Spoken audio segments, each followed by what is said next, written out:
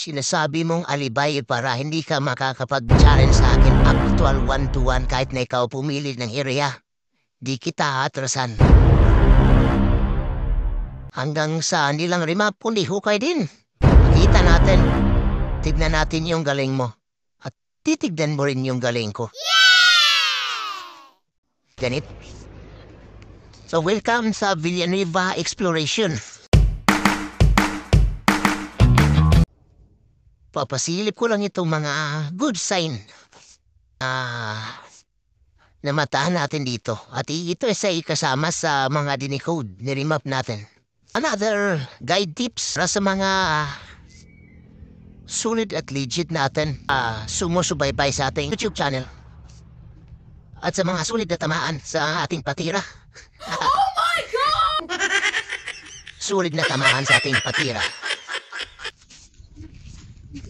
Para maintindihan nyo ng mabuti, ang mga sulidat na to ay always compare natin through actual area talaga para sigurado na hindi ka madikoy ng 12 gold bars. At para hindi ma-disappoint yung solid basyo natin, himasin natin muna yung bato. Ayan, shout out himas bato. Ayan. So makintab yung bato ang inihimas ko pero medyo bumaon yung kamay ko, mga daliri dahil sa mga sulidat dito na nakikita natin. Ayan, himas bato pero may depth siya. Kita, di ba? So compare actual area, medyo naka 45 degree angle ang shape ng bato. Dito naka 90 degree, dito 45 degree. Ayun, medyo siya nakatap. At ito, hugis heart. So another exploration sa Villanueva. At yan, mayroon na natin na publish to. Dahil sa marami tayong ginagawa din. Kibali, paputol-putol yung video natin dahil kung tutusin, naabot na mga 12 video ang magagawa kasama na yung balingwan. Po request ng taga-balingwan na hindi niya gusto papakita yung site niya kasi noon, ilado. At di nga sila papakita sa video. May kinatatakutan si boss. Boss, pasensya kung na-mention ko yung kinatatakutan. Respeto naman daw sa unang nag-decode na remap. Di ko na babanggitin kung sinong tao na yan. So, balik tayo dito sa sign. Ito, hugis shape o heart siya, yung tinipak dito sa sadya. Kung wala ka sa treasure, di mo masasabi matatawag to na buwan ng tao, kalikasan, nature, ang pagkabiyak nito. Subalit, andito tayo sa treasure topic at saka kilala ang Pilipinas about Yamashita treasure. Kaya mahanap natin tong legit. Dahil may history ang area, lugar. May mga live living witness na nagsabi na dito mismo kinampuan ang area. So hindi nila sigurado kung saan nakabase yung Hapon that time dahil sabi ng mga taga dito ay di na namataan kung saan parte din kampo. Pagbabase tayo sa coding, walang nakapagsabi sa akin kung saan mismo yung kuta nila na mismong sentro ng kanilang pinagkampuan. Pero base dito sa marka na to, na inukit dito sa bato, ang heart shape dito, meaning yan sa heart shape, lalong-lalo nito is malaki ang curving, may pagkahawid talaga na heart. Ibig sabihin sa heart, sa coding, is treasure.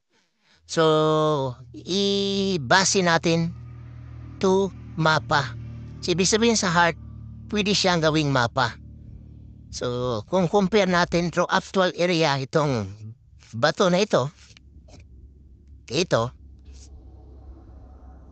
degree to 45 degree. So, ibig sabihin, itong parte ng lupa na to, ang tinitignan natin is naka 45 degree angle. Yung ruling na to. parte ng lupa na to, naka 45 degrees. Ibig sabihin, ito siya malaking pagkapareho. Naka 45 degree angle yung bato at saka yung lupa. Ngayon to 90 degree. So para siyang pinutol. Ibig sabihin kung dito banda pa sa unahan na to, pang siya. Sa baba niyan. Ibig sabihin malawak. Hanggang dito papunta dun sa baba ay sa likod natin ay konektado at saka pang. So dito pinakita niyo yung pang nasa likuran natin. Ngayon, itong heart na malaki na to na sinasabi kong stone map o mapa, ibig sabihin, andun lang mismo sa ibabaw, sa taas ng bunok na yan, nagkampo sakto yung mga sundalong Hapon. That time. Dahil binabasi natin sa lawak ng ukit ng heart nito, halos kung papakita natin ng shape ng bato at ang laki, ay halos sinakop niya sa malaking heart na to ang isang buong bato. Ibig sabihin, sa ibabaw ng bundok na to, sa ruling na to, sa ibabaw niyan, sinakop niya buo, kinampo ng mga sundalong Hapon. Ang area na yan sa ibabaw, sa patag. So yan ang pinapakita dito. So base sa mga dat na to, di natin mababase kung legit siya dahil maliit. Di kagaya nito is malalaki. Yan. Makinis pero malalaki. At dito mayroon siyang nakadat na makintab. Tinipak siya, may pagka na silsil. Pero posibilidad ito is prospecto treasure dun sa ibabaw. So, itong video na to lang is binabase ko through to stone map na yung binasa ko sa niremap dito na hindi ko na mapakita sa inyo. Explain ko lang. Ito siya sa ibabaw, doon tayo nagbasa sa ibabaw na yun. Kaya ito lang, dahil sa pag-ikot-ikot ko, pag-imbestiga sa area, halos 3 hektarya din. Ito rin yung lupa na sinadya talagang nilinisan para pinakita yung mga magagandang sign marker. Kaya yung tulay na nabasa ko, andun sa ibabaw, andun yung 3 prospect doon sa ibabaw. So, ang posisyon doon, sana is naglitrang L ang pattern to treasure, deposit na posisyon sa pagbaon doon sa ibabaw. Pero 3 lang ang naturo natin dahil sa kabilang lupa na ang 2. Ibali 4 na klase sa pagbaon, sa treasure. Para maintindihan nyo, yung sinasabi kong letrang L, sabihan tayo ng dat dito. Sample. Ito ribale, sample tong dat na to. Itong dat na ito at dito, ito yung 3 na tuntun ko. So, kulang siya ng isang dat dito at dito para magporma siyang letrang L. Yan. Kulang isang dat siya dito at dito. Tapos nakagitnaan yung lupa kasi niya kaya 3 yung naituro ko sa kanya na tunay na may laman.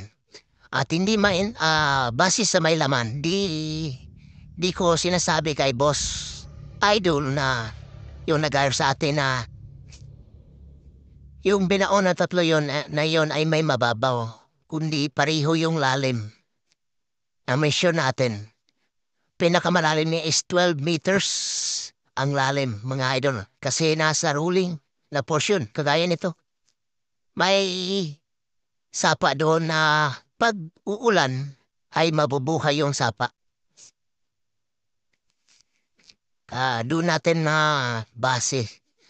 Kaya kung natuntun man natin, kineklaro ko lang dito, pag matuntun natin yung tunay na pattern, puzzle, angle na ginawa ng mga sundalong Hapon na time, o Korean engineering pa yan, kahit ano pa yan, nagtrabaho nito, hanggang sa actual, hindi natin ma-underestimate yung trabaho kasi hinuhulugan nila na yung mga malalaking bato. Once na ihulog, pinafile yan. Base lang sa aking experience, sa mga makikitid na utak na basyo natin, talagang mga may mga something. So, samahan na tamaan, kadaya sa pinakita natin sa video that time. Iyak daw tayo. Walang iyak dito, partner. Tsaka, medyo nakasikita na medyo kasi kita natamaan sa sinasabi mong 12 gold bars. So, alam ko na. Bago ako pumasok sa treasure hunting, di mo ako didikwa kasi alam ko yung mga mudusa na dito. May maraming mga mudusa dito sa amin. Marami nag-offer na may mga malalaking para ma-half-breed gold bars pa yung mga pinapakita. Pero sa tunay, wala naman. Di pinapakita yung tunay na asay at tunay na para ma-half-breed na ginto. Sinasabing aabot ng mga 70 kilos. Ano yun? Sa tae pa lang na sa nilagari na gold kung tunay na yun, mabibinta na. Tsaka pag 70 kilos na gold, di mo pwedeng ipagkalat yan, ipapakita yan sa karamihan at i-video. Kung ma-video mo man lang, ngayon, video mo ngayon, February 32, 2024, doon mo i-publish sa mga halos mga 2 o 3 taon. Yung kita-kita mo secure na yung life mo. Eh ngayon, 12 ginto, nagmamayabang ka, pero nang inistok ka, nakikita ko naman sitwasyon mo rin. So parang alam ko mas lamang pa ako sa kain sa'yo. Sana makakain ka rin ng sakto, hindi ka mabulunan sa sinasabi mo. Tapos may pagkabalingbing ka rin pala. Alam mo yung may pagkabalingbing? Nangbabas lang daw siya para daw sisika tayo eh. Paano sabihin ko sa'yo, ginawa ko lang din kitang content para dadami ulit yung mga viewers ko. Wala ka ring hiya, ano? Kung sa YouTube, sahod ko lang yung inaasahan ko. Araw-araw may 5 to 12 video to 20 na video yung i-upload ko araw-araw. Kung sahod sa YouTube lang yung inasikaso ko. May ads na yung YouTube ko pero hindi ako umaasa dun sa sahod dito sa YouTube. Tandaan mo yan. Kasi base sa experience kung nakachamba na, matagal na natin kinain. Matagal na natin inubos kung anong mang mayroon na tsamba natin nung una. Kung tunay lang na binigyan tayo ng share ko lang sa inyo mga idol ulit. Kung tunay lang binigyan tayo ng share dun sa na-encounter natin last time in 2024 sa lugar ng Bukidnon din, parte. Di na tayo darating dito sa YouTube pa. Kaya dito, may punto at may sadya ang Panginoon ba't ako dumating pa rito sa YouTube. Para mahanap ko yung mga tao na mga nakatinggo sa akin. Na hindi tayo binigyan ng share, charge to experience na lang. Kaya isipin mong mabuti yung 12 ginto at himas bato lang. Kasi bawat himas bato ko may katuturan, may patutunguhan. At saka nagmamayabang ka pa ikaw po yung magaling mag-remap sa akin. Eh kung tawag nito, challenge kita remap 1-to-1, hindi ka na mapapakita. Dahilan mo ngayon, ba't ako accept sa challenge mo na contest remapping? Anong klaseng tao ka ba? Bigatin ka ba? Celebrity ka ba? Ganyan lang yung isa sa mga sample na mga sinasabi mong alibay para hindi ka makakapag-challenge sa akin actual 1-to-1 kahit na ikaw pumili ng area. Di kita atrasan. Hanggang sa nilang remap, kundi hukay din. Papakita natin. Tignan natin yung galing mo. At titignan mo rin yung galing ko. Ganito ako magsalita dahil mayroon akong isang salita at gagamitin ko yan. At pwede ko yang actual to actual para sino yung mapahiya sa atin. Kaya tinutumbo ko yung mga nagpa-feeling basher dito sa page natin, sa YouTube natin.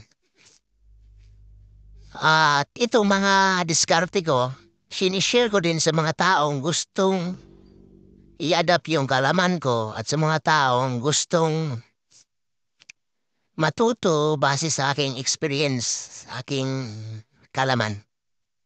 Kailan mga idol, sana umutot ka pa na sakto para gumas sumagana yung buhay mo. God bless sa'yo.